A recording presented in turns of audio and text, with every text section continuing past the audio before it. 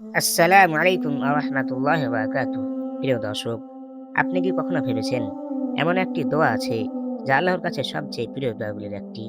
রাসূলুল্লাহ সাল্লাল্লাহু আলাইহি ওয়াসাল্লাম আমাদের শিখিয়েছেন, আল্লাহুম্মা আতি নাফসি তাকওয়াহা ওয়া যাক্কিহা আনতা খায়রু মান যাক্কাহা আনতা ওয়ালিয়ুহা ওয়া মাওলাহা। হে আল্লাহ, আমার অন্তরকে তাকওয়া দান করুন, তাকে পবিত্র করুন। আপনি সর্বোত্তম পবিত্রকারী, আপনি তার অভিভাবক ও প্রভু। আমরা প্রায়ই আল্লাহর কাছে টাকা চাই, চাকরি চাই, সফলতা চাই। কিন্তু যদি আমাদের অন্তরই অন্ধকারে ডুবে থাকে, তাহলে সেই সফলতাও আমাদের শান্তি দিতে পারবে কি? প্রিয় দর্শক, একটি পবিত্র হৃদয় মানুষকে গুনাহ থেকে দূরে রাখে, নামাজে মনোযোগী করে, কোরআনের প্রতি ভালোবাসা সৃষ্টি করে এবং আল্লাহর নৈকট্য এনে দেয়। আজ থেকে প্রতিদিন এই দোয়াটি পড়ুন।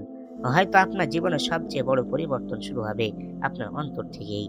আল্লাহ আমাদের সবাইকে তাকওয়াবান ও পবিত্র হৃদয়ের অধিকারী বানিয়ে দিন। আমিন।